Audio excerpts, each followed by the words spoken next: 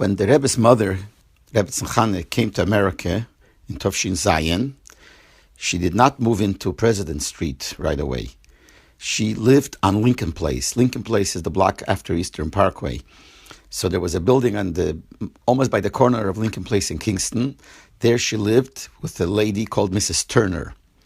And I knew this Mrs. Turner because she lived in the same building, actually at the same floor as my aunt. So I used to speak to her from time to time. When I knew her, the Rebbe's mother didn't live there, obviously. She lived on President Street.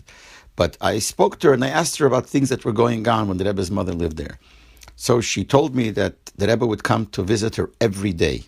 The Rebbe would knock on the door. This was before the Nesius.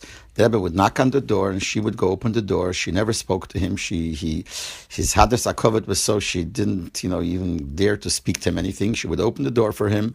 The Rebbe would go inside and go into the room of his mother, because his mother was like a boarder in this Mrs. Turner's house. She had a room. So the Rebbe went into the room of his mother, stayed there whatever amount of time he stayed, and then he left. But this he would do every day. And she, as I said, she wouldn't speak to him. But once it was before Pesach, she said she has to ask him a question. So she told me, when the Rebbe came, she asked him, I want to ask you a question. Can I ask you? So he said, sure. So she said it was before Pesach, and she was working very hard to clean for Pesach.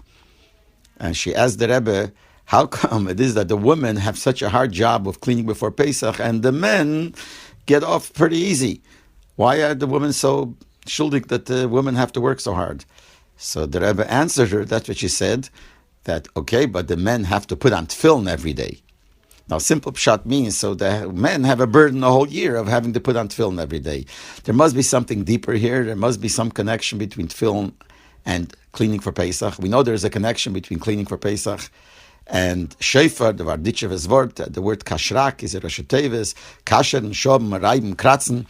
These are all different words that have to do with cleaning for Pesach, and that's the Rosh Tevis we say by shofar of Tkiya Shvorim through a Tkiya. So that it says that word from the varditchever. But here, I don't know if it says anywhere that there is a connection between putting on tefillin and cleaning for Pesach, but this is what she said. The Rebbe answered her, that when she asked, why do the women have to work so hard and the men get off easy? So the Rebbe said, yeah, but the men have to put on tefillin every day of the year.